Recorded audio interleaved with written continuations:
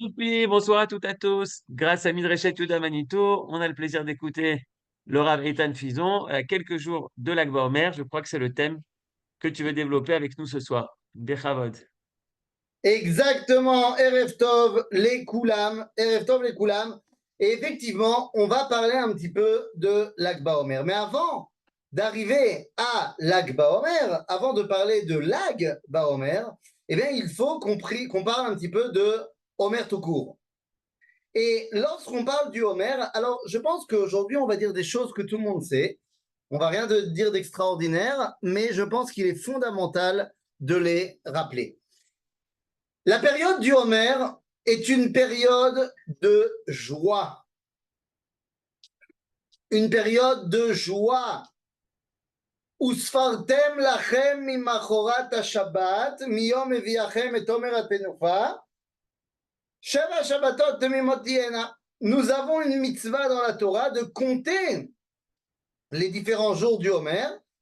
Et qu'est-ce que c'est que ce décompte? Eh bien, très simplement, ce décompte, c'est ce qui nous sépare entre deux rencontres. Imaginez-vous qu'on est un jeune couple. Eh bien, il y a le moment où le Khatan a enfin pris son courage à deux mains et a demandé à sa bien-aimée si elle voulait bien être sa Kala. Elle a dit oui. Génial. Maintenant, on a fixé une date du mariage et la période entre les fiançailles et le mariage, eh bien, une période de préparation. Mais c'est une période de préparation extrêmement joyeuse. On est excité par cette préparation-là. Eh bien, c'est exactement ça la période du Homer. En fait, pendant toute la fête de Pessah, on a eu une rencontre avec Dieu succincte et qu'on ne maîtrisait pas très bien, mais rencontre quand même, si bien qu'on a dit dans la mer Rouge, Ze Eli Ve'anveu, ça, c'est mon Dieu. Donc très bien, rencontre avec Dieu, magnifique.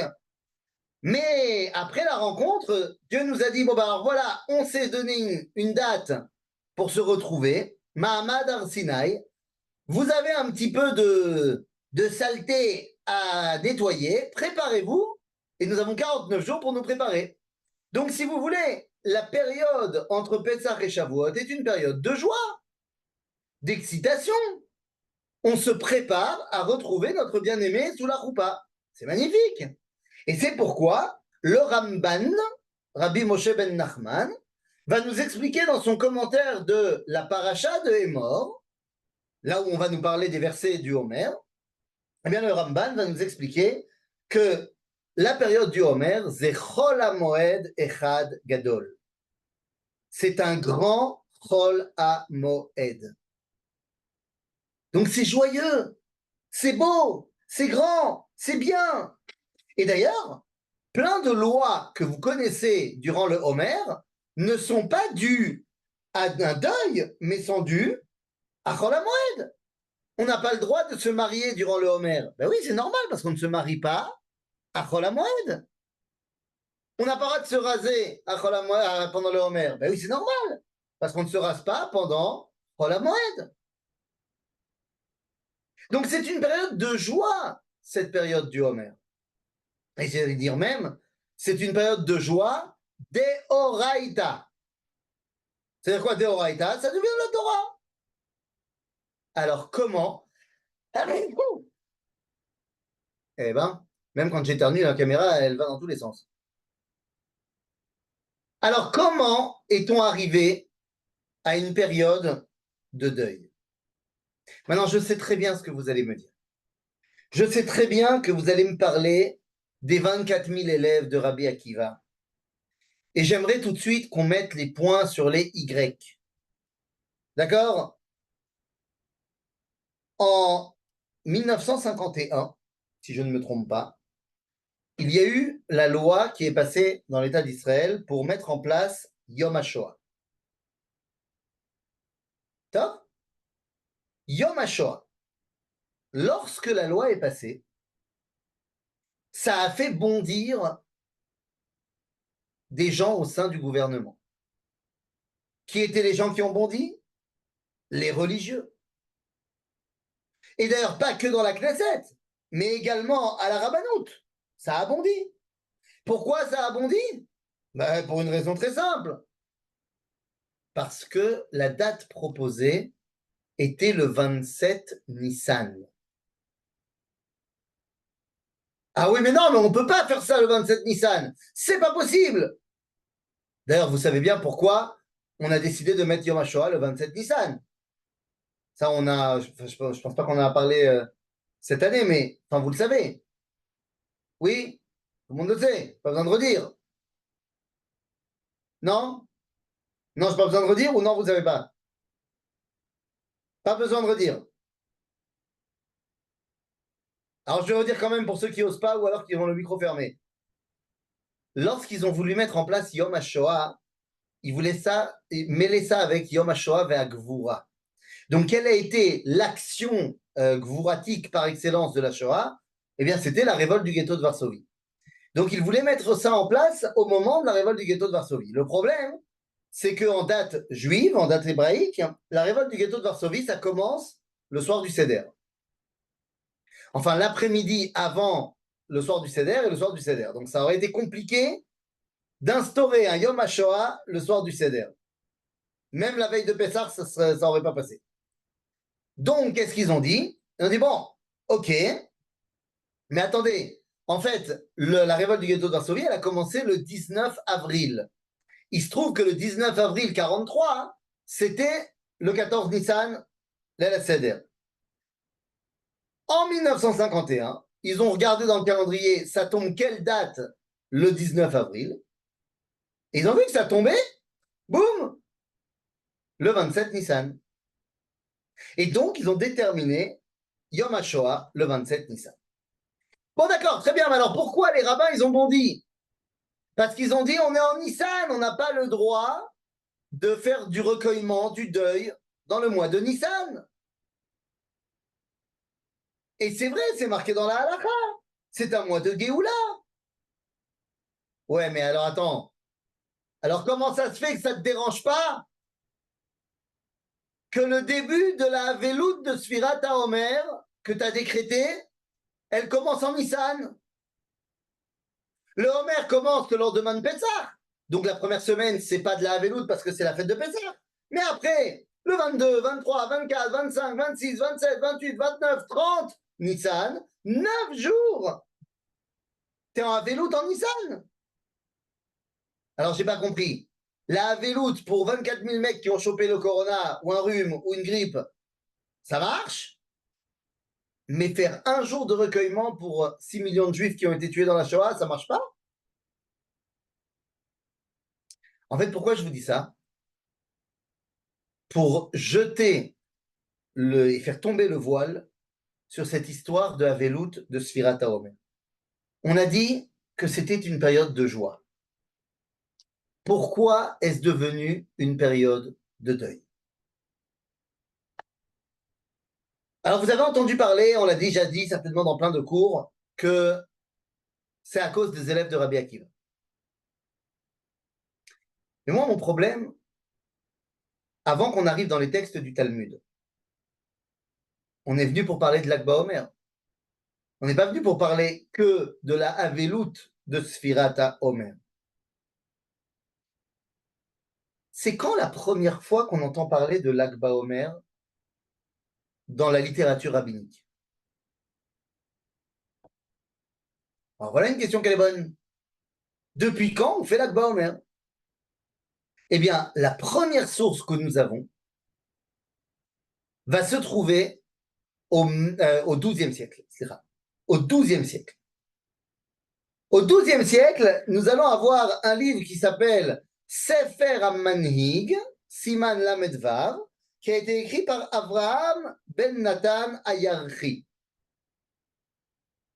Et il écrit comme ça, je cite, Ve'ach minag betzarfat ou Provence, il y avait un minag en France et en Provence, lichnos milag baomer vaelach, que la Avelout, on l'arrêtait et on se réunissait à partir de Lag Baomer. Ah bon? Veshamati בשם רבי זרחיה הלוי מברצלונה, שמצא כתוב בספר ישן הבא מספרד, שמתו מפסח ועד פרוס עצרת. Attendez voir. On nous a raconté dans le Talmud que les élèves de Rabbi Akiva sont morts entre Pessah et Atzeret, entre Pessah et Shavuot. Pas, ils ont arrêté de mourir le 33. Ils sont morts entre Pessah et Shavuot. Nous dit Rabbi Abraham Ayarchi, nous dit, regarde, moi j'ai entendu au nom de Rabbi Zachria Alevi mi Barcelone, qu'il a lui-même lu dans un vieux bouquin, un vieux grimoire qu'il avait emmené d'Espagne, que quoi? Que, en fait, ils sont morts entre Pessah et Pros Atzeret. Mais c'est quoi ce truc de Pros Atzeret? Et là-bas, il nous fait un calcul, Rabotai, qu'il te dit Pros, ça veut dire la moitié. Et en fait, c'est la moitié de quoi? Eh bien, c'est la moitié de ce qu'il faut faire avant Pessah, où il faut étudier la Torah 30 jours avant, donc la moitié c'est 15, donc il faut que tu enlèves 15 jours avant la fin de l'Omer, et donc ça t'amène à 33. Ben non, ça ne m'amène pas à 33, ça m'amène à 34. Et c'est complètement tiré par les cheveux, c'est comme ça. Donc il nous dit, non mais voilà, c'est ce que j'ai lu. Mais c'est pas clair. Quand on va un petit peu plus tard, et qu'on va regarder, par exemple, dans Rabbi Aaron Milunel, dans le livre Orchot Chaim, lui, il nous dit quelque chose de fantastique. Il dit, on a entendu dire en France qu'il y a des gens qui arrêtaient d'être en deuil à l'Akba Omer, faisaient tout. Il dit, il ne faut pas faire ça. Il ne faut pas arrêter le deuil. C'est n'importe quoi qu'ils ont arrêté de mourir à ce moment-là. Arrive derrière lui le Maharil, et lui dit, non, mais en fait, tu n'as pas compris, je t'explique. Pourquoi on arrête le deuil à l'Akba Omer? Parce qu'en fait, ils sont morts entre Pessah et Shavuot, c'est vrai. Mais ça ne comprenait pas les Shabbatot, et ça ne comprenait pas les Yom Tov, ni Chol HaMoed, et ça ne comptait pas non plus Rosh Chodesh. Ouh là là, cette semaine, ça fait 7 jours de Shabbat.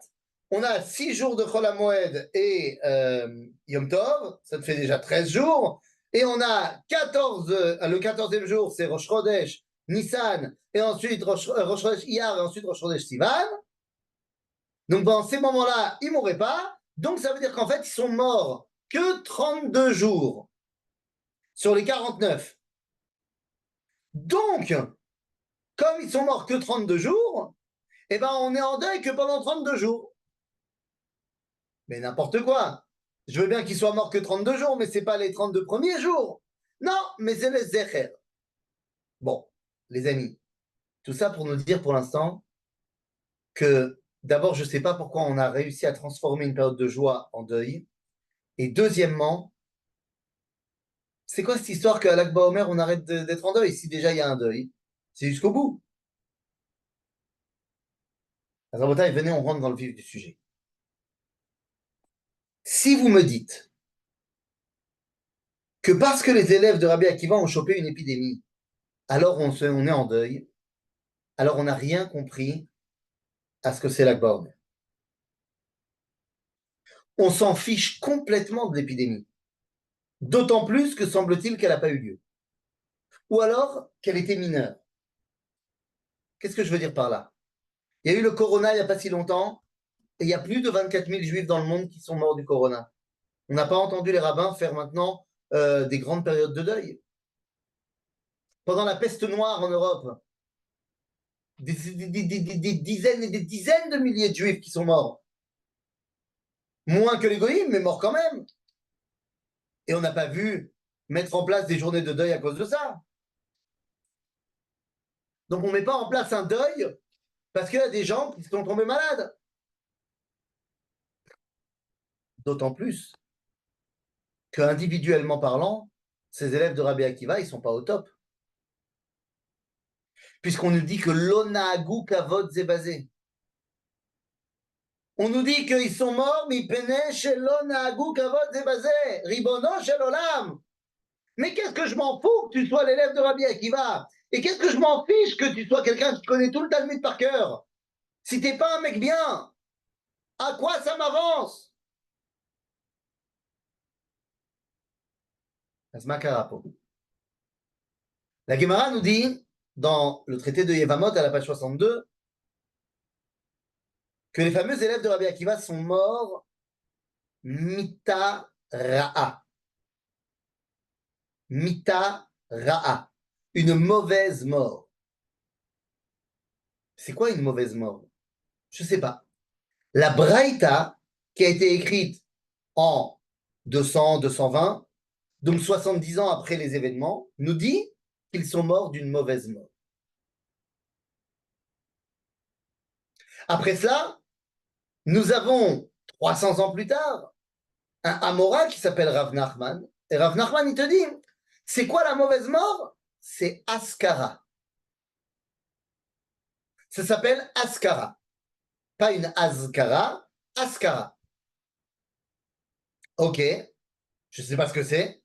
Rashi, qui vit 800 ans après les événements, il nous dit Askara, c'est une maladie. Une maladie d'étranglement qu'on appelle aujourd'hui la diphtérie. La Gemara n'a pas dit maladie. Rav Nachman, il n'a pas dit maladie. Rashi, il a dit maladie. Alors, Sipour. Vous vous rappelez qu'on a posé la question, c'est quoi une mauvaise mort?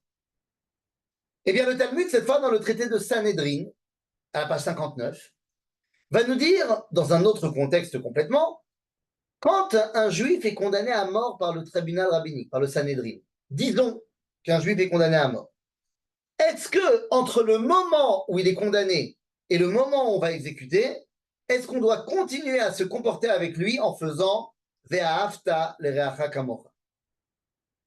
Et la réponse est oui. À ce moment-là, pose la question le Talmud. Ok, mais alors c'est quoi Ve'ahavta l'ereacha kamocha quand on parle de quelqu'un qui va mourir? Nous dit Rav Nachman, donc le fameux Rav Nachman. Rav Nachman nous dit, c'est quoi une mauvaise mort? Eh bien, c'est une mort qui ne fait pas honte à l'homme. C'est quoi une mort qui ne fait pas honte à l'homme? Eh bien, c'est une mort qui ne va pas détruire son corps. Une mort qui fait honte à l'homme, c'est la mort par l'épée. Parce que l'épée, ça fait des trous dans le corps et c'est bisaïon pour le mort. C'est une honte. Donc, je récapitule, les amis. C'est quoi une mauvaise mort? C'est la mort par l'épée. Rav Nachman nous avait dit la mauvaise mort, c'est Askara. Mais qu'est-ce que ça veut dire Askara en arabe? Qu'est-ce que ça veut dire Askar? Askari. C'est la guerre, l'armée. L'arabe, l'araméen sont très proches, comme l'hébreu d'ailleurs. Donc ça veut dire quoi? Ça veut dire que les élèves de Rabbi Akiva sont morts mitara'a, donc d'une mort qui fait honte à l'homme, l'épée. Et Rav Nachman il te dit, c'est quoi cette épée? C'est la guerre. Mais attendez, mais quelle guerre? Quelle guerre? Eh bien, les amis, c'est très simple. La guerre de Bar Korva, ça vous le savez très bien.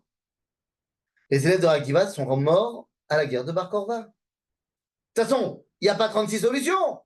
Nous dit le Rambam, dans les lois sur les rois au chapitre 11, que Rabbi Akiva pensait que Bar Korva n'était autre que le Mashiach. Et nous dit le Rambam, c'est pas seulement lui, c'est tous les rabbins de sa génération qui pensaient que c'était le Mashiach. Vous comprenez bien que ses élèves, il les a envoyés à la guerre. de Bar Korba, du Mashiach. En d'autres termes, en Botaï, eh bien, les élèves de Rabbi Akiva sont morts à la guerre de Bar Korba. Ni plus, ni moins. Mais alors attendez, s'ils sont morts à la guerre de Bar Korba, pourquoi est-ce que la période de deuil, on nous a raconté que c'était une épidémie? Ben d'abord, c'est pas du tout incompatible. Rachid nous dit que c'est une épidémie. Mais vous savez bien comme moi que dans l'histoire, et pas que l'histoire juive, dans l'histoire humaine, l'écrasante majorité des épidémies se sont déclarées dans des camps militaires pendant des guerres, à cause de l'hygiène déplorable qu'il y a dans les camps militaires. Il n'y a qu'à voir la grippe espagnole pendant la fin de la Première Guerre mondiale. En d'autres termes, en Botaï, il y a eu une guerre.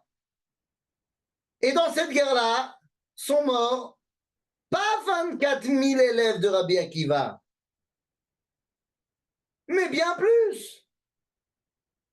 Selon les historiens, il y a une marloquette, combien sont morts dans la guerre de Bar Korba? Est-ce que sont morts 800 000? Pour les plus limitatifs, 700 000? Et pour les plus, ceux qui veulent voir le chiffre le plus grand, près d'1 million de morts. Les amis, il ne s'agit pas de 24 000 personnes qui se comportaient pas bien les uns avec les autres et qui sont morts, alors on fait un deuil. Ces 24 000-là sont dans le million de juifs qui a été tué dans la guerre de Bar Korba. Et la guerre de Bar Korba, c'est une tragédie. C'est un drame. Puisque cette guerre de Bar Korba va non seulement nous détruire 1 million de personnes, mais va également mettre en place le début de l'exil. Un juif, après la guerre de Bar Korba, n'a plus le droit d'habiter à Jérusalem. Il n'a plus le droit d'habiter dans n'importe quel endroit où on pourrait voir Jérusalem. Jérusalem s'appelle maintenant Aelia Capitolina.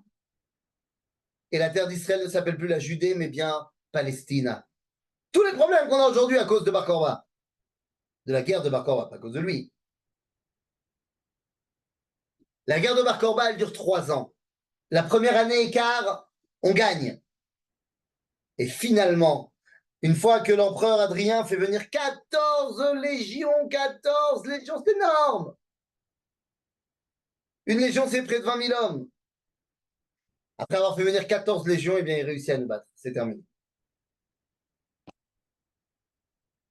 Vous comprenez que si tu me dis qu'on fait un deuil, on transforme une période de joie en période de deuil parce qu'il y a 24 000 personnes qui ont chopé un rhume, je dis non.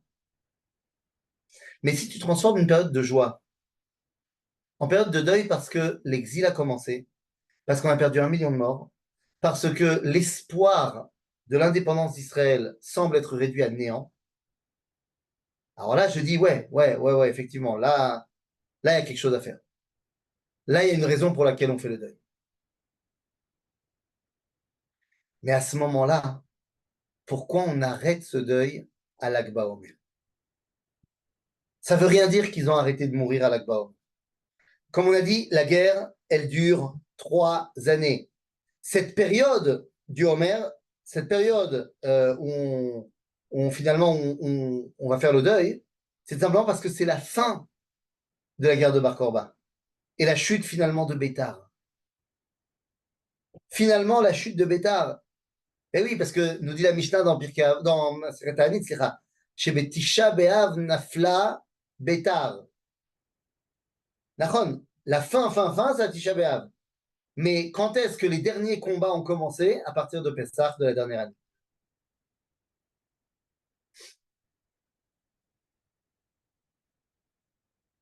Ok? Donc, pourquoi est-ce qu'on arrête le deuil? Si le deuil est si important. Voilà. Eh bien, les amis, d'abord, on pourrait se référer à Dio Cassius, l'historien romain, qui va nous raconter une histoire incroyable Normalement, l'empereur romain, Adrien, lorsqu'il commence un discours au Sénat, il dit paix sur moi et sur mes légions. Mais Dio Cassius raconte que pendant la guerre de Bar Corba, un jour, Adrien est arrivé. C'était un jour du début de l'été. Et il est arrivé, Adrien, et il n'a pas dit paix sur moi et sur mes légions. Pourquoi? Parce que ce jour-là, ou peut-être la veille ou l'avant-veille, le temps que les nouvelles arrivent, la 22e légion romaine est rentrée en entier dans le territoire de Bar Corba, et au coucher du soleil, il ne restait plus un seul légionnaire en vie. Les Juifs ont remporté une victoire incroyable et en ont fait un jour de joie. Peut-être que c'était l'Akba Omer. Peut-être qu'en fait, l'Akba Omer, c'est un jour de joie par rapport à une grande victoire qu'on a eue dans cette guerre. Même si à la fin, on a perdu. À tel point que ce que je dis semble être cohérent. Quel était le premier minag du peuple juif à l'Akba Omer? C'était de tirer à l'arc. D'apprendre à tirer à l'arc. Et nous dit le Pnei Issachar, pourquoi est-ce qu'à l'Akba Omer on tirait à l'arc? Pour apprendre la Gvoura des Béné Israël, et il cite le verset de Shmuel qui dit les Lamed Béné Yehuda Keshet. Il faut apprendre aux jeunes juifs à tirer à l'arc, à se battre. Tout ça a des ambiances de guerre. Mais bon, même si on a remporté une victoire, à la fin on a perdu la guerre. Donc on va quand même pas faire tous les ans une journée de Simcha qui finalement n'a pas conduit à une victoire, qui finalement a quand même conduit à une défaite terrible. Azma Asipour. Pourquoi on fait de l'Akba Omer un moment de joie à tel point qu'on arrête la Havelut? Les amis, les premières sources qu'on a par rapport à l'Akba Omer comme étant un jour de joie font référence directement. Alors on a parlé du XIIe siècle, tout ça, mais si on veut être plus sérieux, on va avoir des références au XVIe siècle. Au XVIe siècle, on va officiellement rentrer le personnage de Rabbi Shimon Bar Yochai dans l'histoire. Et oui, tout le monde connaît la Iloula des Rajbi. Alors, c'est pas clair non plus, cette histoire. Est-ce qu'il est Bémet mort à l'Akba Omer? C'est marqué nulle part, vraiment. Enfin, c'est marqué nulle part. Chez Rabbi Chaim Vital, c'est marqué chez le Chida, au nom de Rabbi Chaim Vital, du Harizal. Mais est-ce que c'est vraiment le jour de sa mort, l'Akba Omer? Ou c'est le jour où il a été ordonné rabbin? C'est une marloquette. Mais en vrai, de vrai, on s'en fiche. Et pourquoi on s'en fiche? Parce que l'Akba Omer va être le moment qui va être mis en avant par le monde de la Kabbalah, que ce soit vraiment la Iloula de Rabbi Shimon ou pas. C'est le moment qui va être mis en avant par la Kabbalah pour mettre sur le devant de la scène la Torah de Rabbi Shimon Bar Yochai. Parce que le Torah Tassod nous a expliqué que le jour de l'Akba Omer, c'est Hod Sheba Hod, c'est la beauté intérieure de la beauté intérieure, c'est la vie de la vie, c'est le Beth Amikdash du Beth Amikdash, c'est Torah Tassod. Et donc, c'est le moment propice à la dévoiler. Or, dans le Sefer HaZohar, dans ce qu'on appelle Hydra Rabba, si je ne me trompe pas, non, Hydra Zuta, autant pour moi, dans la Hydra Zuta, qui est une partie du Sefer HaZohar, eh bien là-bas, on nous raconte que Rabbi Shimon Bar Yochai, alors qu'il était à l'Eretz Dvaï, juste avant de mourir, eh bien, il a transmis ses secrets de la Torah à ses élèves. En d'autres termes, il a retransmis le Zohar. Et alors, pourquoi est-ce que ce livre du Zohar, cette transmission du Zohar à l'Akba Omer devient si importante? Eh bien, tout simplement parce que à quoi doit servir Torah Tassod? Eh bien, comme il est marqué dans le Sefer HaZohar, que c'est en étudiant ce livre-là et en le mettant en pratique que pourront sortir les enfants d'Israël de l'exil Berachamim. En d'autres termes, pourquoi l'Akba Omer c'est tellement Rabbi Shimon?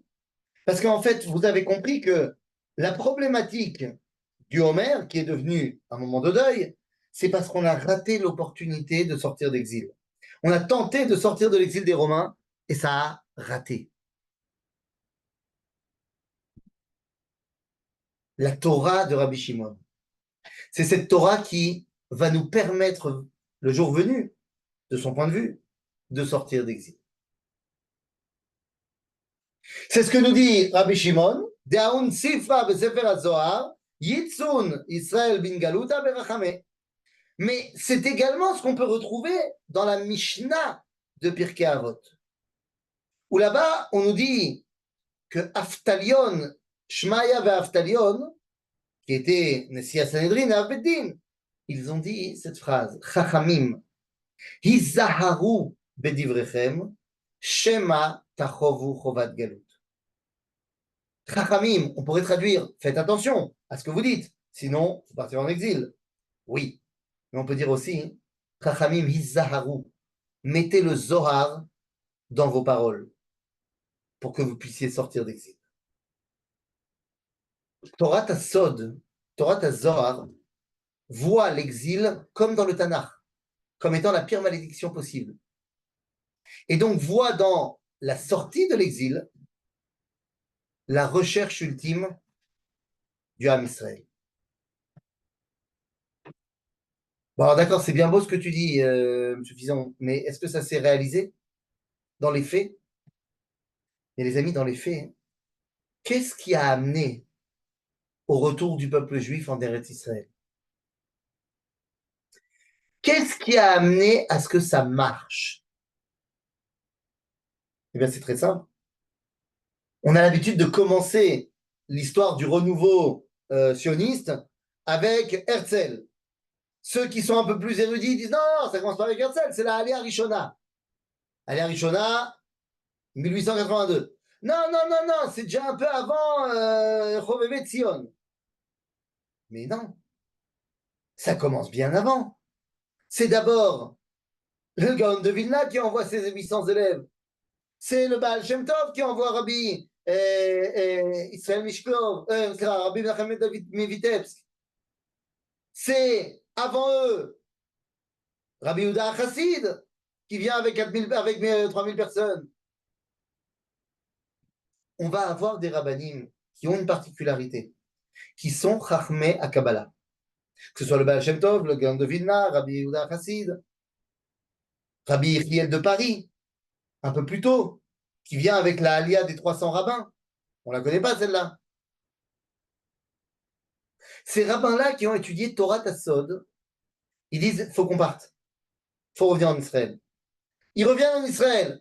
Et comme ça marche, ça va donner la motivation à d'autres juifs après de recommencer à recréer une vie juive en terre d'Israël, qui va amener après au Gaon de Vilna, qui va amener après à la première Aliyah, qui va amener après à la deuxième Aliyah, qui va amener au premier congressionniste, qui va amener à la troisième Aliyah, qui va amener à la déclaration Balfour, qui va amener à San Remo, qui va amener au vote des Nations Unies et qui va amener à la création de l'État d'Israël.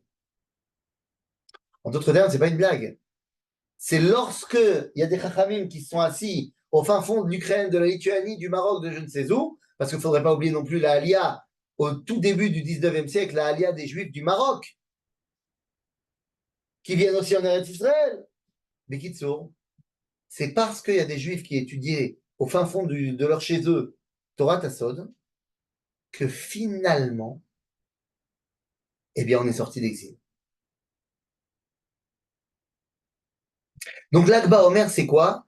Eh bien, l'Akba Omer, c'est la Torah de la sortie de l'exil. C'est ça la connexion avec Rabbi Shimon Bar Yochai. Pourquoi? Parce que comprenez-moi bien, Rabbi Shimon Bar Yochai, il fait face à une réalité. La réalité de Rabbi Shimon Bar Yochai, c'est quoi? Eh bien, c'est que son monde est assez clair. À l'époque de son maître, Rabbi Akiva, ben, le monde n'était pas clair. C'est-à-dire, qui est le patron? Les Romains ou nous? Eh bien, on pouvait à la limite se poser la question, et c'est pour ça ben, que finalement on est sorti en guerre. C'est pour ça qu'on est sorti finalement en guerre. Mais à l'époque de Rabbi Shimon Bar Yochai, la question ne se pose plus. Pourquoi la question ne se pose plus? Parce que ça y est, les Romains, ils ont gagné. C'est-à-dire que le monde va être dominé par les Romains. Et la question est de savoir, dans ce monde dominé par les Romains, qu'est-ce qu'on fait? Est-ce qu'on devient complaisant avec l'Empire romain? Ou est-ce que, sans être déconnecté du monde, on dit clairement ce qu'on a à dire contre nos ennemis? Oui, messieurs, dames. Oui, messieurs, dames. Comment ça se fait? Je pose la question. Comment ça se fait que ce soir, il n'y a pas 350 000 juifs avec des pancartes devant l'Élysée pour dire et manifester que c'est une honte que Emmanuel Macron puisse mettre au même niveau le Premier ministre de l'État d'Israël et les responsables du Hamas? Nous laisserons la justice internationale faire son travail. Le simple fait que tu dis ça, Racham et Roucha, alors on sait bien que c'est le Quai d'Orsay, mais je parle pas d'eux, je parle des Juifs. Où ils sont? Où ils sont? Comment ça se fait que les cheminots, que les éboueurs, que les paysans, que tous, que les mecs de Sciences Po, ils soient capables de faire le balagan dans la rue et de dire faites gaffe si vous faites pas ce que nous on veut, on va vous mettre le boxon à Paris pendant les Jeux Olympiques. Comment ça se fait que les Juifs, ils sont pas en train de sortir en masse? Je pose la même question avec les Juifs américains, avec toutes les bêtises que le président américain a pu dire depuis ces 2 dernières semaines. Bon, là, pour le coup, il a dit on ne peut pas comparer le Premier ministre de l'État d'Israël avec les membres du Hamas. Bon, Todaraba. Mais comment ça se fait que tu n'es pas dans la rue? Tu sais pourquoi? Parce que les gens sont complaisants avec leur réalité de l'exil. Lorsqu'il y a la rencontre entre ces trois rabbins, Rabbi Shimon Bar Yochai, Rabbi Yehuda Bar Ilai et Rabbi Yossi Agelili, et qui discutent de quoi? Ben, ils discutent de, ok, qu'est-ce qu'on fait maintenant? Voilà, le monde il est romain, c'est comme ça, on a perdu. On fait quoi? Rabbi Yehuda dit, bah écoute, finalement, qu'est-ce que je te dis? Ils ont quand même fait des belles choses, hein, les Romains, franchement. Hein, ils ont construit des routes, ils ont construit des ponts, ils ont construit des thermes. Non, c'est vrai ce qu'il dit Rabbi Yehuda. Et c'est vrai que la Jérusalem romaine, elle est beaucoup plus belle que la Jérusalem avant les Romains. Rabbi aussi se tait. Il dit, moi, j'ai pas d'avis. Ou alors j'ai un avis, mais j'ai peur sur les réseaux sociaux. J'ai pas envie de le dire. Et Rabbi Shimon, il dit, tout ce qu'ils ont fait, je remets pas en cause ce que tu dis, ce qu'ils ont fait. Ils ont fait. Mais c'est pour eux-mêmes. C'est pas pour faire du bien au monde. C'est parce qu'ils veulent mettre des impôts, ils veulent mettre des prostituées, ils veulent se faire plaisir. Et à ce moment-là, Rabbi Shimon est condamné à mort. Il y a des affiches dans tout le royaume. Rabbi Shimon, wanted, mort ou vif. Les amis, qu'est-ce qu'il a dit, Rabbi Shimon? Il a dit, je vis maintenant sous la domination romaine, mais je ne cesserai pas de montrer mon opposition à cette civilisation. Parce que c'est une des choses qui va me permettre de sortir d'exil. De prendre ce qu'il y a à prendre, mais de toujours être totalement vigilant et au fait que je ne suis pas chez moi. Et même si les Romains, ils sont en Israël, tant que c'est les Romains les patrons, je ne suis pas chez moi. Et ça, il faut absolument que les gens le comprennent. Pourquoi? Parce qu'ils auront envie de rentrer chez eux. C'est מאוד pashut. Rabbi Shimon Bar Yochai et sa Torah Tassod, c'est lui qui va nous donner la Ga'ava Yehudit Bezman Agalut. C'est lui qui va nous donner la fierté d'appartenir au peuple juif durant l'exil. C'est pas une mince affaire. C'est pas du tout une mince affaire. L'Ag Baomer, c'est la Torah de Rabbi Shimon Bar Yochai. C'est cette Torah Tassod qui nous permet, quand on la comprend bien et quand on la met en pratique, de nous faire sortir d'exil.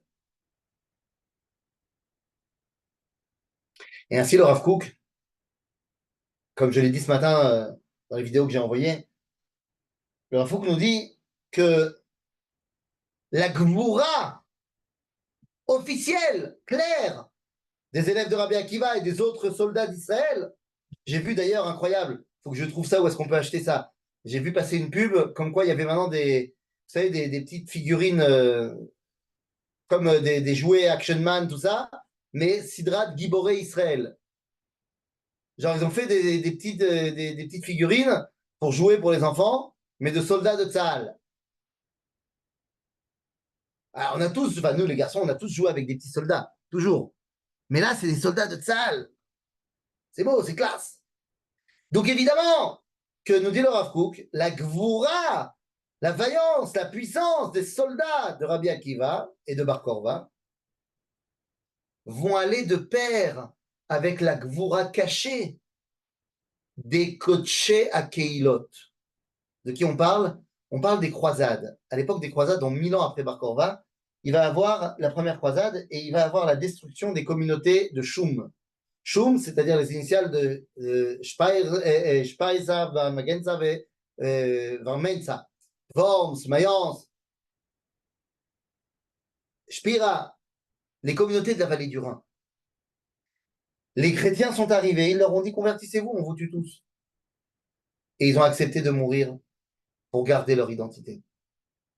Dit le Rav Kook, la vaillance dévoilée de la guerre de Bar Korba et la vaillance cachée des communautés vont se réunir ensemble dans la Torah de Rabbi Shimon Bar Yochai pour à un moment donné puis pouvoir renaître et réussir. 2000 ans, on n'a pas eu de vaillance dans le bras, mais on avait gardé notre neshama juive. C'est ce qui nous a permis, grâce à l'étude et le ressenti de cette Torah Tassod, Bevo Hayom, d'également revêtir notre vaillance physique et de venir retrouver notre identité. L'Ag Baomer, c'est la fête où on retrouve notre identité. C'est la fête où on étudie la Torah qui nous permet d'être nous-mêmes. C'est la fête qui précède la Malchut, qui précède le retour de la royauté d'Israël et ce qui deviendra plus tard Yom Yerushalayim. Ainsi donc, l'Ag Baomer, c'est un moment incroyable où, bien plus que d'aller faire des feux ou d'aller manger des marshmallows, eh bien, c'est d'être connecté avec une Torah qui va me rattacher non seulement à mon identité, mais à la terre d'Israël et à la Géoula. Voilà ce qu'on fait à l'Ag Baomer. Chazak Baruch, si vous avez des questions, à vous de jouer.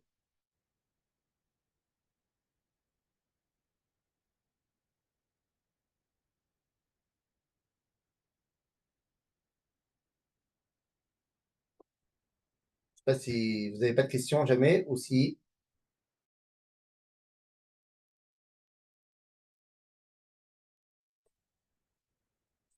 J'ai pas compris si c'est possible.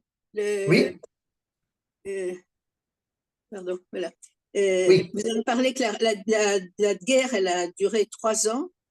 Et Tout à après, fait. vous avez parlé des dates de la fin de la lutte armée, de la chute de Bétar, etc. J'ai perdu La le guerre, fil. elle a duré 3 ans. La guerre, la révolte de Bar Korba, c'est entre les années 132 et 135. Ouais. OK? Maintenant, ça, c'est toute la guerre de Bar Korba. Ouais. Pendant la première année et quart, à peu près, c'est nous qui avons le dessus. On va même réussir à reconquérir Jérusalem. Et il y a même certains avis qui vont réussir à dire que Bar Korba a recommencé les Korbanot au Beth Amikdash, bien qu'il n'y avait pas de Beth Amikdash.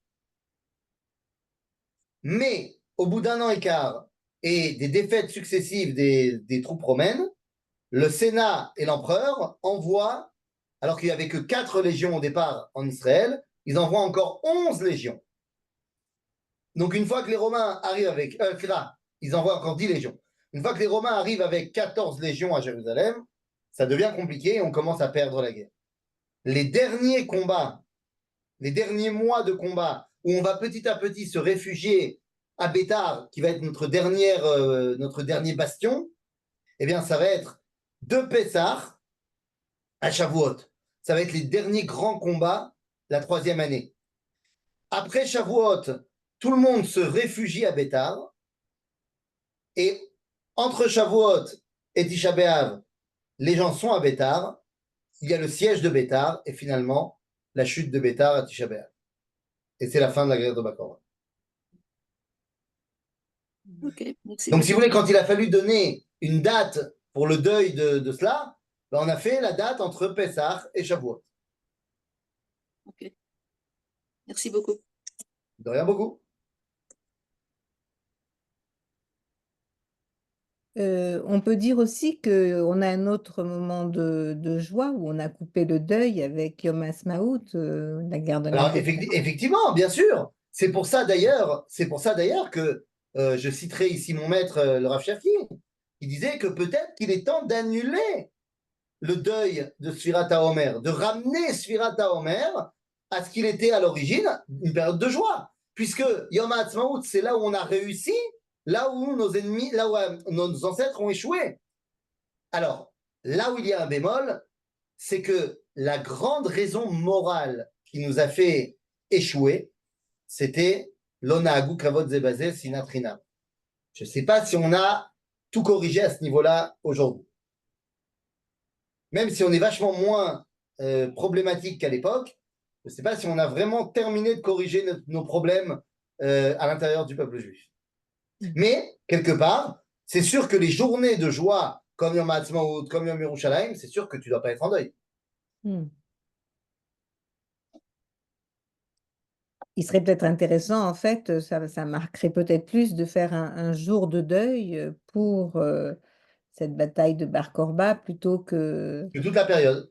toute la J'entends. Et période. disons qu'à l'époque, le deuil qui a été mis en place, c'était le drame de l'exil. Mm. C'était pas tant la bataille en elle-même. C'est Oui, c'était le qu'après, départ à l'exil. Ouais. c'est terrible. Mm. Donc, il y a peut-être quelque chose à voir là-dedans. Mm. Maintenant, pourquoi est-ce qu'on ne nous en parle pas clairement de cette histoire-là? Parce que le Talmud a censuré pratiquement tout ce qui est en rapport avec Bar Korban. Pas tout, mais presque tout. Pourquoi? Parce que les rabbins du Talmud ont été traumatisés par les révoltes armées.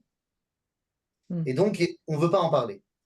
On ne veut pas en parler. Il y a une histoire qu'on raconte dans le Talmud que Rabbi Yehuda Hanassi, il racontait l'histoire de Béthar. Et quand il racontait l'histoire, il donnait 70 explications, je crois. Et après, la Gemara nous dit que Rabbi Yochanan, lui, quand il racontait l'histoire de Béthar, il donnait 140 explications. Et la Gemara dit, mais comment c'est possible que Rabbi Yochanan soit plus grand que Rabbi Yehuda Hanassi? Rabbi Yehuda Hanassi, c'est un Tana. Rabbi Yochanan, c'est un Amora. Normalement, ce n'est pas lui qui est le plus grand. Et la Gemara répond en disant, tu n'as pas compris. À l'époque de Rabbi Yehuda Hanassi, en l'an 200, quand il faisait cours et qu'il racontait l'histoire de Bar Korba, il y avait encore des gens dans la salle qui avaient vécu cet événement.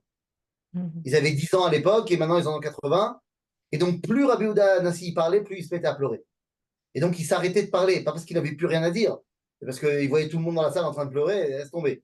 Rabbi Yochanan, 2 générations plus tard, tout le monde est mort déjà. Il n'y a plus personne qui est rescapé de cet événement-là, donc il peut en parler plus librement. Mais de manière générale, le Talmud n'a pas du tout voulu parler de ça. Après le Talmud, il va y avoir un premier livre d'histoire qui est écrit dans le peuple juif qui s'appelle Igeret Rabbeinu Shrira Gaon, où là-bas, Rabbeinu Shrira, il dit clairement, noir sur blanc, que les élèves de Rabbi Akiva sont morts dans la guerre de Bar Korba. Donc, pourquoi est-ce qu'on n'a pas fait une journée? Je pense que les Chachamim, ils étaient tellement traumatisés que c'était toute la période. Est-ce qu'aujourd'hui, il ne faudrait pas remodeler et faire une belle journée de deuil pour la défaite de Bar Korba? Peut-être, mais ça, il faut proposer au grand rabbin d'Israël. D'ailleurs, est-ce que c'est pas, enfin, je suis pas assez férue en histoire, mais est-ce que justement dans le Talmud, il y a, enfin, on n'a pas complètement occulté toute la partie historique, c'est-à-dire on a Ah, retenu. d'abord, alors, non, on n'a pas occulté toute la partie historique, mais d'abord, il faut savoir que le Talmud n'est pas un livre d'histoire. Oui, bien sûr, oui. Non, Le mais je veux Talmud dire, n'est pas là pour nous raconter l'histoire. Il y a des histoires dans le Talmud, mais très souvent, les histoires qui sont racontées dans le Talmud sont racontées à la sauce du Talmud. Hmm. Et c'est pour ça que tu as des histoires, des fois, qui sont incohérentes ou qui sont pas faisables. Et le Maharal de Prague, dans son livre Be'er Hagolah, va nous expliquer qu'effectivement, par exemple, le Talmud, il parle presque pas de Bar Korban, mais il en parle quand même un peu. Et il dit, par exemple, que combien de Juifs s'étaient réfugiés à Bétar. Je crois que le calcul nous amène à près de 18 millions. Bon, c'est pas possible. Non seulement parce que la ville de Bétar de l'époque, de Bâtir, c'est tout petit, et que 18 millions, il n'y avait pas autant de juifs dans le monde entier. De quoi tu me parles? Hmm. Bon, alors le Maharal de Prague, il nous dit des fois les chiffres, ils sont exagérés. Des Hmm. fois, la façon dont c'est raconté, c'est raccourci ou c'est allongé. Bon. Hmm. Vous savez, quand on nous dit dans le Talmud qu'un caroubier, ça met 70 ans pour donner des fruits, bon, c'est pas vrai. Hmm. C'est-à-dire, ça met 4 ans. Faut pas s'exciter.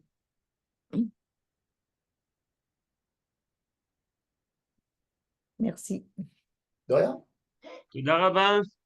חזק Ça וברוך. Top. Et bien alors à bientôt.